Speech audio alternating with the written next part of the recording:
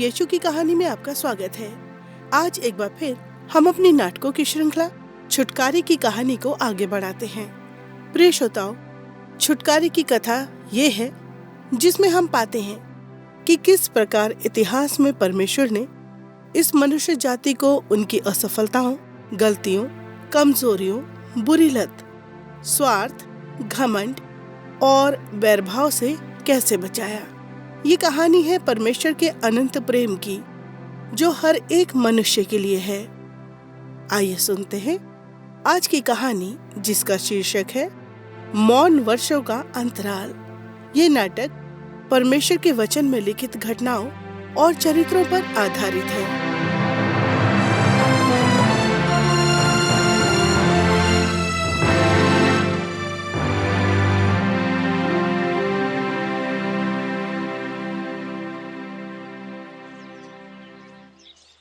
Israel जो एक शक्तिशाली राष्ट्र था, वो अब खतरे में था और ये समस्या वो अपने ऊपर स्वयं ही लेकर आया था। कई सदियों से परमेश्वर ने उनकी अगुवाई की और जब कभी भी उनको परमेश्वर की ज़रूरत पड़ी, परमेश्वर ने उनकी सहायता की और उनको अनुशासित भी किया। आरंभ ही से परमेश्वर की इच्छा थी कि वो इज़राइलियों के मध्य में रहे, लेकिन उनके पाप और दुष्टता ने उन्हें परमेश्वर से दूर कर दिया और उनके बीच अलगाव उत्पन्न हो गया।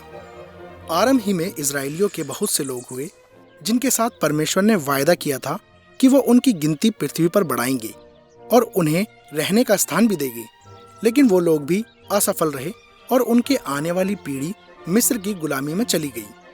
जबकि परमेश्वर के लोग असफल रहे, फिर भी परमेश्वर अपना वायदा नहीं भूला और मूसा के द्वारा उसको पूरा किया। वो अपने वंश को आगे लेकर गया और उनकी संख्या को बहुत बढ़ाया और अपने वायदे किए हुए देश में प्रवेश कराया। इसके बाद जब वो वायदे किए हुए देश में बस गए, जहां उन्हें अपना घर मिला, फिर से वो लोग पाप में गिर गए और अपने पिता से मुड़कर दूर चले गए। आखिरकार वो अपने लिए एक राजा की मांग करने लगे ताकि वो भी अन्य राष्ट्रों के समान शक्तिशाली बन सके। परमेश्वर ने उनकी मांग को स्वीकार किया, लेकिन वो फिर पाप में गिर गए।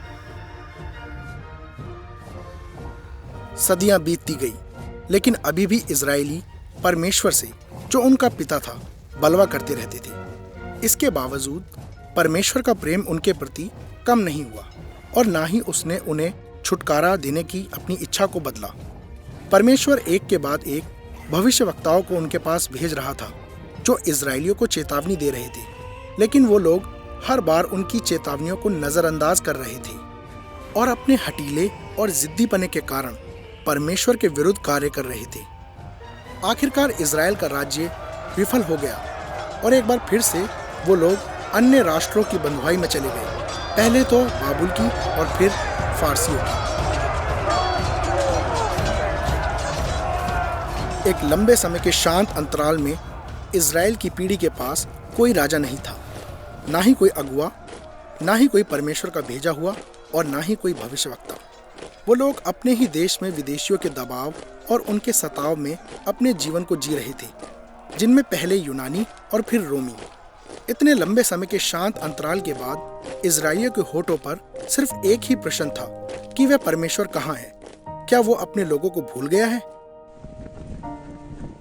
क्या किसी को इस बारे में मालूम था? इसका उत्तर दानियेल की पुस्तक में पाया गया। सारे भविष्यवक्ताओं में सिर्फ एक ही आखिरी भविष्यवक्ता था जिससे परमेश्वर ने बात की और फिर वो शांत हो गया। अपने बुढ़ापे में दानियेल को एक स्वर्गदूत ने दर्शन दिया, जिसको परमेश्वर ने भेजा ताकि वो उसका समाचार दे सके। तेरे लोगों और तेरे पवित्र नगर के लिए 70 सप्ताह ठहराए गए हैं कि उनके अंत तक अपराध का होना बंद हो और पापों का अंत और अधर्म का प्रायश्चित किया जाए और युगान युग की धार्मिकता प्रकट हो और दर्शन की बात और भविष्यवाणियों पर छाप दी जाए और परम पवित्र का अभिषेक किया जाए। सो ये जान और समझ ले कि यरूशलेम के फिर बसाने की आज्ञा के निकलने से लेकर अभिषिक्त प्रधान के समय तक 7 सप्ताह बीतेंगे। फिर 62 सप्ताहों के बीतने पर चौक और खाई समेत वह नगर कष्ट के समय में फिर बसाया जाएगा। परमेश्वर के पास समय सारणी थी जो उन्होंने अपने प्रिय भविष्यवक्ता को दी थी, जो इस बात की पुष्टि करती थी कि मसीह आने वाला है, जो पाप का अंत और दुष्टता से उनके लोगों को छुटकारा देगा। अब वो समय सारणी चल रही थी। एक लंबे शांत अंतराल के बाद परमेश्वर एक बार फिर से अपने लोगों से बात करने के लिए तैयार थे, एक उद्धारकर्ता के रूप में, जो उसका इकलौता और प्रिय पुत्र है।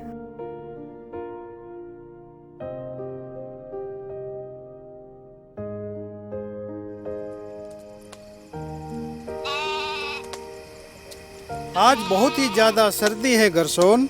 हाँ, आज बहुत सर्दी है। क्या तुमने गिनती की है? हाँ, वो सभी यही है। मैंने पूछा, तुमने गिनती की है? हाँ, मैंने गिन लिया, वो सब यही है। तुमने वो काम किया या नहीं अरिदान?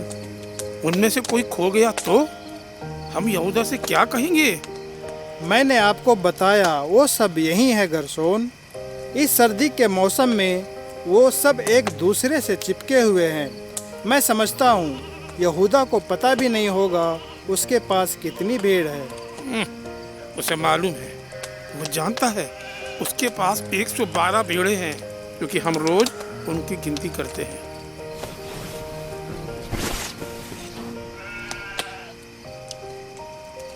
तुम कहाँ जा रहे हो?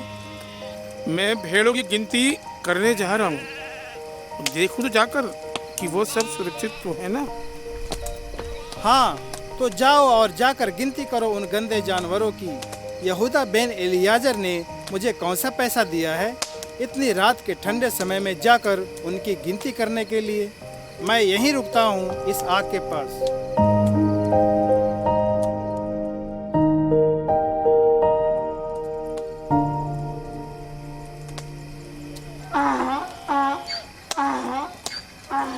उन दिनों में अगस्तुस कैसर की ओर से आज्ञा निकली कि सारे जगत के लोगों के नाम लिखे जाएं।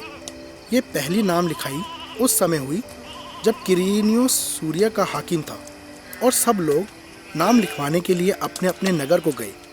सो यूसुफ भी इसलिए कि वह दाऊद के घराने और वंश का था, गलील के नासरत नगर से यहूदिया में दाऊद के नगर बैतलहम को गया। तुम ठीक तो हो ना मरियम? हाँ, मैं ठीक हूँ यूसुफ।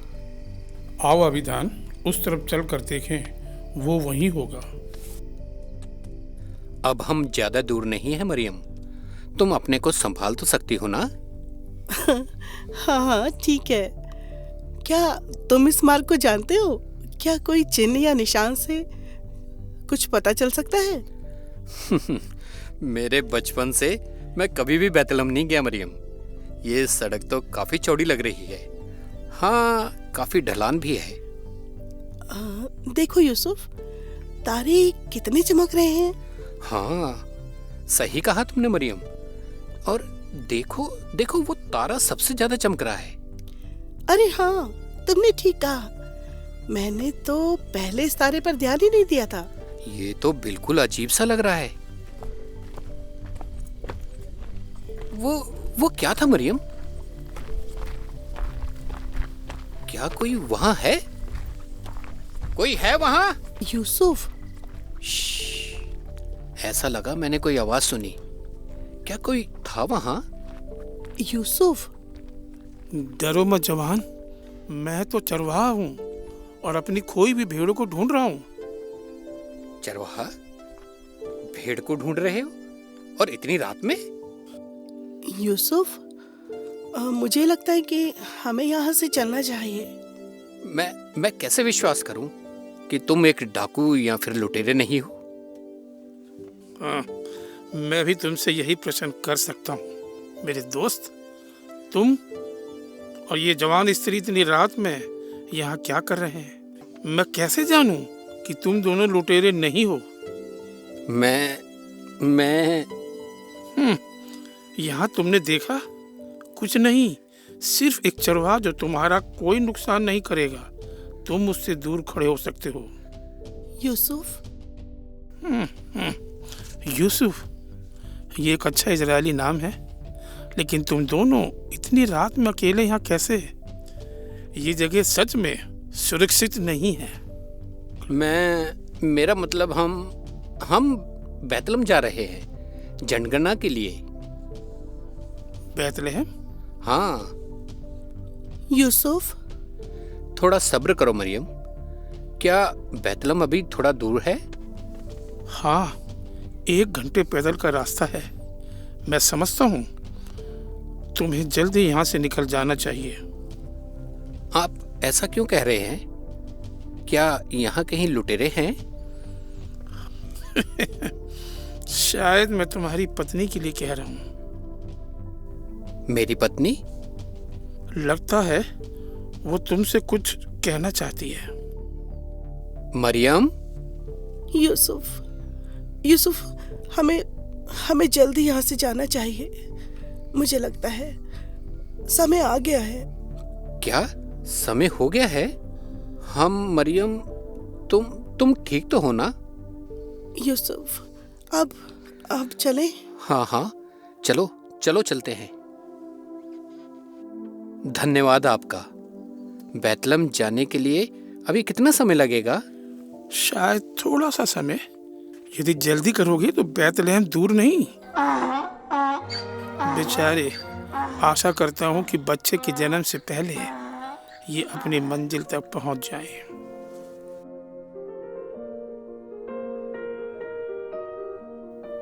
श्रोता, इस कार्यक्रम को सुनने के लिए आपका धन्यवाद।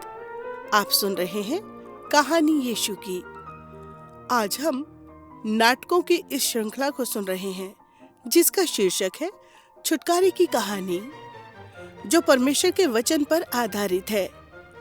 पिछले भाग में हमने सुना कि यूसुफ और उसकी पत्नी मरियम, जो गर्भवती थी, दोनों बैतलहम को जाने वाले मार्ग पर थे ताकि वहां पहुंचकर रोमी साम्राज्य अगस्तुस कैसर की आज्ञा के अनुसार नाम लिखाई कराए। जब वो अपनी यात्रा समाप्त करने पर ही थे, तभी यूसुफ और मरियम एक अनजान मार्ग पर भटक गए और रात के समय वो उस मार्ग से बिल्कुल अनजान थे। जबकि मरियम की स्थिति से लग रहा था कि वो अच्छा महसूस नहीं कर रही है, तभी वो दोनों एक बूढ़े चरवाहे को देखकर डर गए, जो रात के अंधेरे में अपनी भेड़ को ढूंढ रहा था। ये बूढ़ा चरवाहा उन्हें बैतलहम जाने का मार्ग बताता है और तभी वो दोनों जल्द ही वहां से निकलकर बच्चा होने से पहले बैतलहम पहुंचने की आशा कर रहे थे। आइए फिर से आगे की कहानी को सुनते हैं, जिसमें उन लोगों और घटनाओं की चर्चा की गई है जो परमेश्वर के वचन पर आधारित है।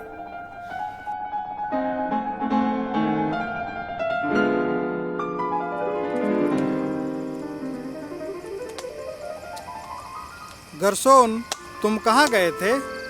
तुम विश्वास नहीं करोगे। ऐसा क्या हुआ? अच्छा सुनो, क्या तुमने भेड़ों की गिनती की? हाँ, मैंने गिनती कर ली। वो छोटा बच्चा चितकबरा फिर से खो गया। वो काली आँख वाला, क्या तुमने उसे खोज लिया? हाँ, लेकिन बैतलहम को जाने वाले मार्ग में मैंने केवल उसे ही नहीं खोजा। अरे क्या? वो क्या है? वो तो एक तेज प्रकाश सा दिखाई दे रहा है।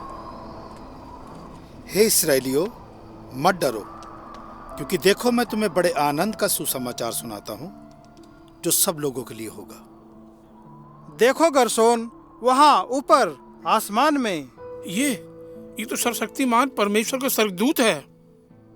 आज दाऊद के नगर में तुम्हारे लिए एक उद्धारकर्ता जन्मा है और यही मसीह प्रभु है। गरसोन, क्या तुम सुन रहे हो? हाँ, मैं सुन रहा हूँ। और इसका तुम्हारे लिए ये पता है कि तुम एक बालक को कपड़े में लिपटा हुआ और चरनी में पड़ा पाओगे। सर्वशक्तिमान परमेश्वर की महिमा हो। सर्वशक्तिमान परमेश्वर की महिमा हो। सर्वशक्तिमान परमेश्वर की महिमा हो। सर्वशक्तिमान परमेश्वर की महिमा हो। सर्वशक्तिमान परमेश्वर की महिमा हो।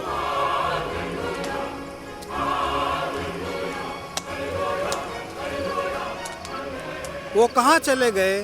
वो लोग कौन थे गरसोन? वो मनुष्य नहीं थे अविनाद, वे स्वर्गदूत थे। वे हजारों की संख्या में थे। ये सच में अविश्वसनीय है। स्वर्गदूत वो हमसे बात कर रहे थे। हाँ, लेकिन अब हम क्या करें गरसोन? आओ हम बेतलहम जाकर ये बात जो हुई है और जिसे प्रभु ने हमें बताया है देखें। लेकिन गर्सोन, स्वर्गदूत ने कहा, आज दाऊद के नगर में तुम्हारे लिए एक उद्धारकर्ता जन्म है और यही मसीह प्रभु है। हाँ, लेकिन सोचो गर्सोन, तुम और मैं मामूली से चरवाहे हैं। क्या हमारा जाना ठीक होगा? परमेश्वर के मसीह के समीप हम जैसे लोग नहीं होंगे।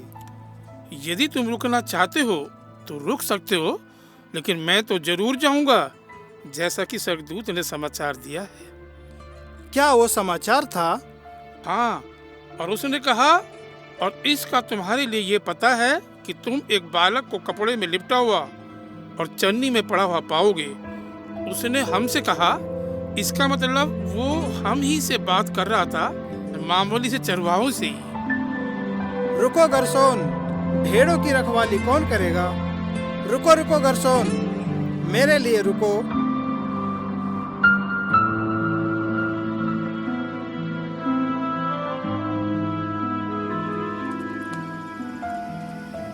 ये हमारा मित्र मलकोर है।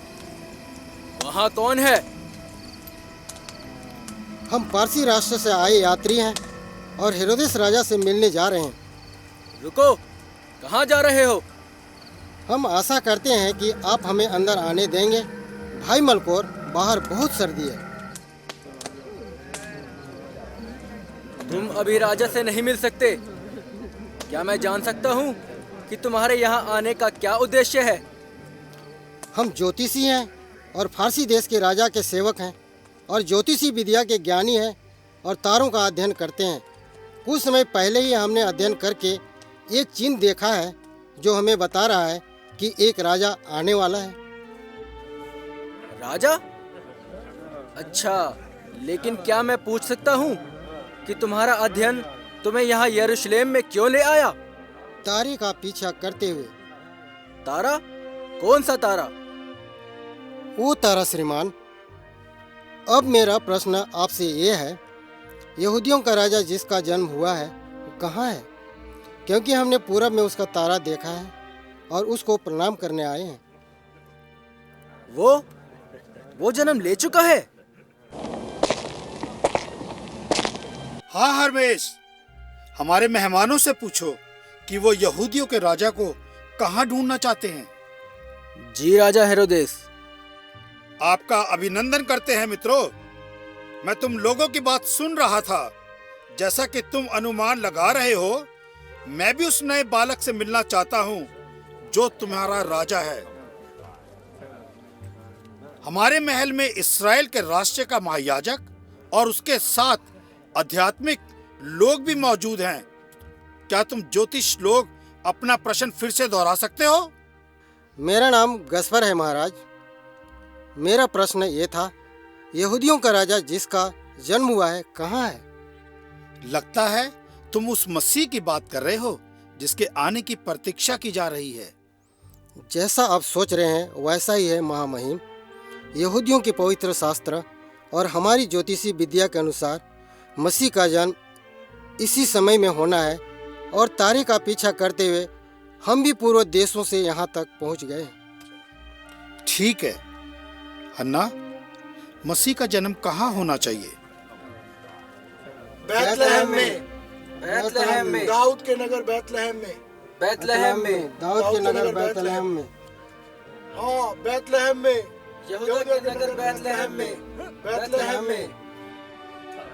तो ठीक है मित्रों, जाओ जाकर उस बालक के विषय में ठीक ठीक मालूम करो और जब वो मिल जाए तो मुझे समाचार दो ताकि मैं भी जाकर उसको प्रणाम करूं। वे राजा की बात सुनकर चले गए और देखो, जो तारा उन्होंने पूर्व देश में देखा था वह उनके आगे आगे चला और जहां बालक था उस जगह के ऊपर पहुंचकर ठहर गया। मलकियोर, ये बात तुम्हारे और मेरे बीच में ही रहनी चाहिए। मैं हेरोदेस पर विश्वास नहीं कर सकता। हम बैतलहम में बालक से मिलकर दूसरे मार्ग से अपने घर को निकल लेंगे।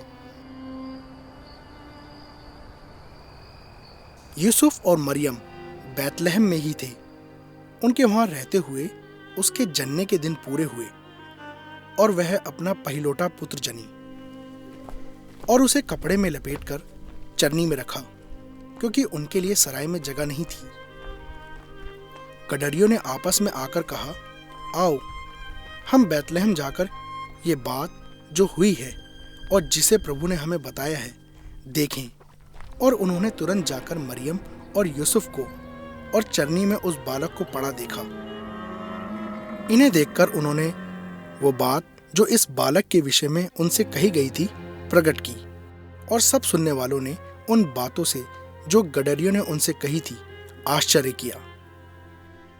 परंतु मरियम ये सब बातें अपने मन में रखकर सोचती रही, और गडरिये जैसा उनसे कहा गया था वैसा ही सब सुनकर और देखकर परमेश्वर की महिमा और स्तुति करते हुए लौट गए।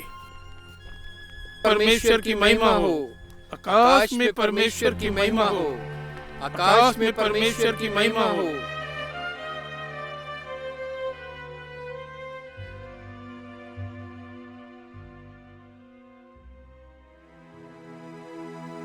श्रोता, मनुष्य जाति के हजारों वर्षों की असफलताओं के बाद उस उद्धारकर्ता के आने की आशा का समय अब पूरा होता है, और परमेश्वर अपने इकलौते पुत्र को, जो मनुष्य जाति का उद्धार करता है, उसको इस संसार में भेजता है। वो उद्धारकर्ता इसलिए आया ताकि मनुष्य जाति को उनके पापों से छुटकारा दे सके। यीशु मसीह हमारे पापों के लिए मरा। परमेश्वर का वचन कहता है, परमेश्वर हम पर अपने प्रेम की भलाई इस रीति से प्रकट करता है कि जब हम पापी ही थे तभी मसीह हमारे लिए मरा। परमेश्वर का वचन कहता है, बिना लहू बहाए पापों की क्षमा नहीं। यीशु मसीह हमारी जगह मरा। यशायाह भविष्यवक्ता ने कहा, हम तो सब के सब भेड़ों के समान भटक गए थे, हम में से हर एक ने अपना मार्ग लिया, और यहोवा ने हम सबों के अधर्म का बोझ उसी पर लाद दिया। अब मैं अपने दिल की गहराइयों से एक संक्षिप्त प्रार्थना करने जा रही हूँ।